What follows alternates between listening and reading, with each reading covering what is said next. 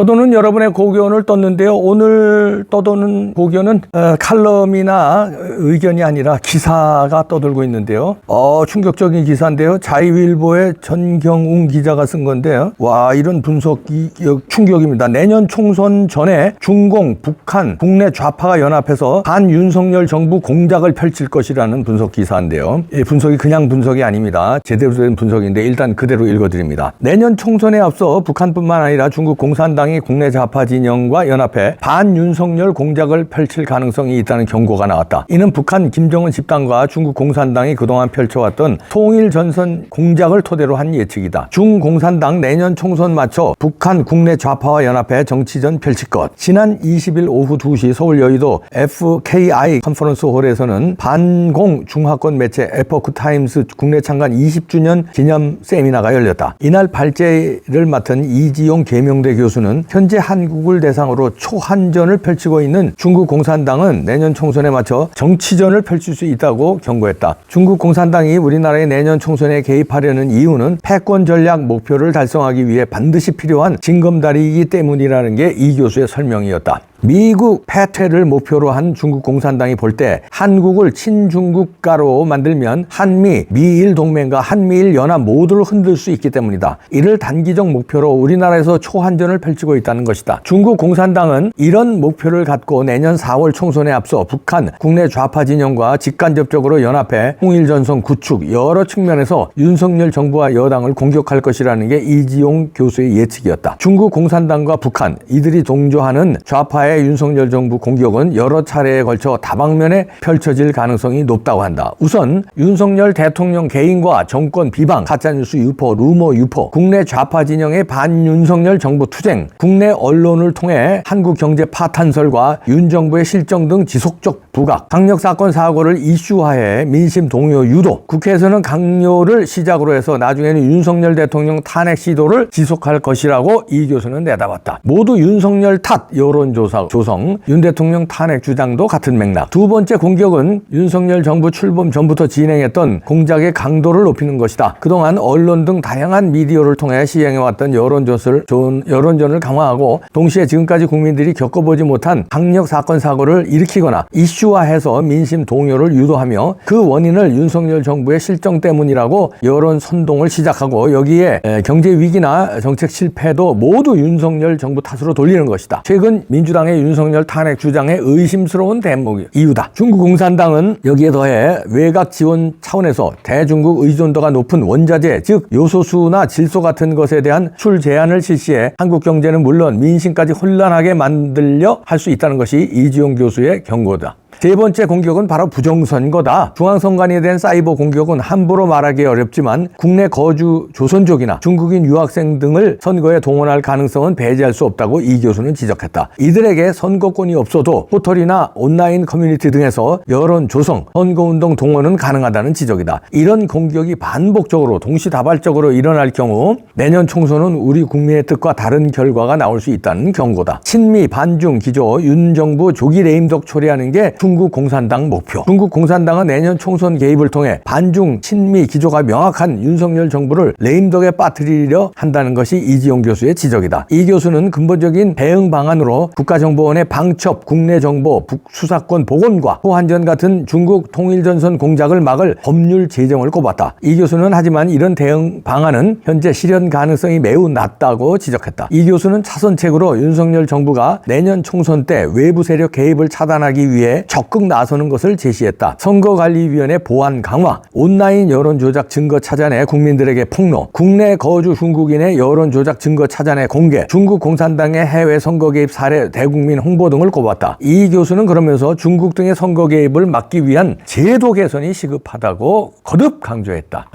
이런 분석 기사인데요. 이게 SNS를 달구고 있네요. 이 우려가 크죠. 그게 이제 그전서부터 지적되어 왔는데 그냥 이봉규 같은 허접한 사람이 지적은 잘했죠. 입이 닳도록 했는데 그런 거 흠쩍도 안 하고 영향력이 없는데 여기는 이제 계명대 교수가 이지용 교수가 논문을 발제를 해서 발표를 했네요. 자, 그렇다면 이거는 신빙성이 좀 있지 않겠습니까? 연구자가 연구를 해서 발표한 건데 이건 아니 반대로 지금 중국에서 세계 30몇 개국에 직접적으로 그 선거 개입했다는 게 나왔잖아요. 그런데 30몇 개국 하는데 한국 빼놓고 하겠어요?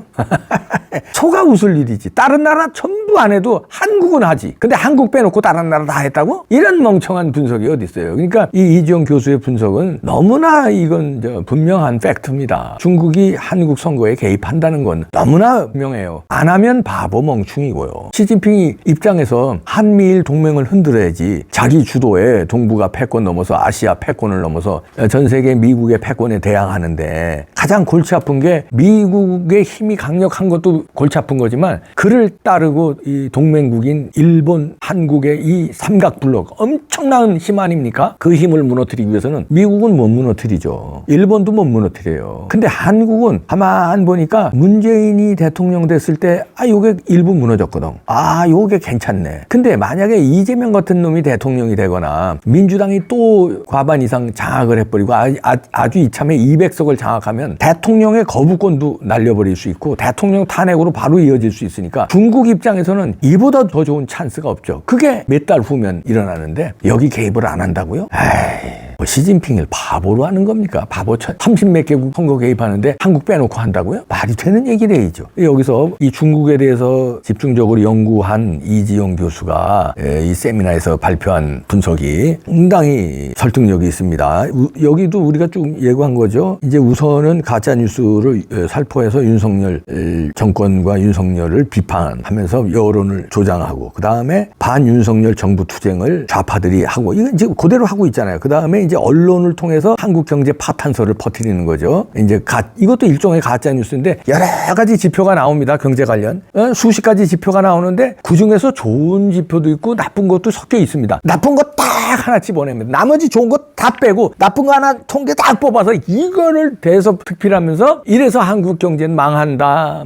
한국 지금 불경기다, 불황이다. 윤석열 정부의 정책이 잘못됐다. 이런 식으로 부각시킨다는 거죠. 그리고 그 다음에는 이제 강력 사건, 이태원 사고 같은 거. 이런 거를 이제 이슈화한다. 저는 이슈화, 민심 동요 유도하는 거를 넘어서서 저는 일으킬 수도 있다고 봅니다. 강력 사고를 티 안 나게 일으키고 중국으로 떠나는구만이거든요. 근데 한국에서는 난리가 나는 사고. 이거를 저는 선거 전에 일으킬 수 있다고 봐. 이게 저는 굉장히 두려운데 여기에 대해서 만반의 대비를 해요. 그러니까 이상한 중국 사람들은 입국시키면 안 돼요. 영화 신세계에서 보면 황정민이 상대들을 제압하기 위해서 주문을 합니다. 한에서. 야, 연변 거지들 준비됐냐? 자기 측근한테 얘기하는 장면이 나옵니다. 그리고서는 준비를 시키고 연변 거지들이 오는데 이제 상징적인 거지지만 이제 살인조예요. 그게 와서 연변족이 이제 살인을 막 그 반대파를 제거하는 장면들이 나옵니다. 그리고선 중국 떠나면 그만이거든요. 꼭 살인이라는 얘기가 아니라 뭐가 될지 모르지만 어떤 대형 사고를 일으키고 중국 뜰 수 있다.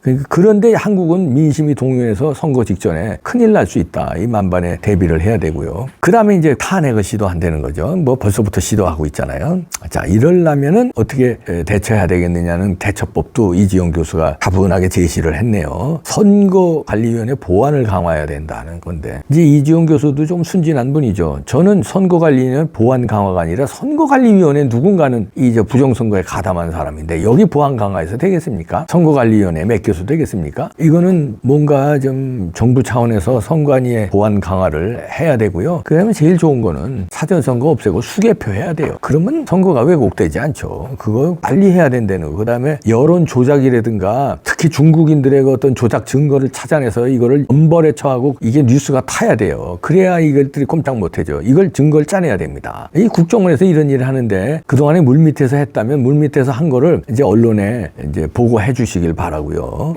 공산당의 그다음 해외 선거 개입 관련된 거 뉴스로 많이 나오잖아요. 이런 것들도 좀 적극적으로 정부에서 대국민 홍보해야 됩니다. 그래서 중국은 우리나라 윤석열 정부에 망가뜨리는 게 목적인 거예요. 그래야 자기네 세력이 커지는 거야. 한미일 동맹을 강화하는 사람이 누구예요? 윤석열 정부예요. 윤석열이에요. 그렇기 때문에 윤석열을 무너뜨리면 한미일 동맹이 흐물흐물해진다. 그리고 이재명이 대통령 되거나 민주당이 장악했을 때 한미일 동맹은 더 흐물흐물해진다. 그래야 북중러, 북한, 중국, 러시아 이 힘이 커진다. 아니 초등학생한테 물어봐도 아는 거 아닙니까? 근데 그걸 안 한다고요? 시진핑 캠페인가? 거기 돈이 엄청나게 많은데 돈 공작, 여자 공작, 조작 공작, 해킹 별짓 다 하는 겁니다. 그래서 민주당 앞을 이끌고 이재명 궁극적으로 대통령 만들게 하는 거예요. 왜 그걸 못 막습니까? 막아야 됩니다. 안 막으면 큰일 납니다. 부정선거 나 미치겠다. 5달밖에 안 남았는데 참. 야, 물 밑에서 하고 있죠? 하고 있다고 믿어도 되죠? 근데 말이 힘이 없냐 내가. 믿음이 안 가서 그래요. 아, 나 진짜 미치겠네.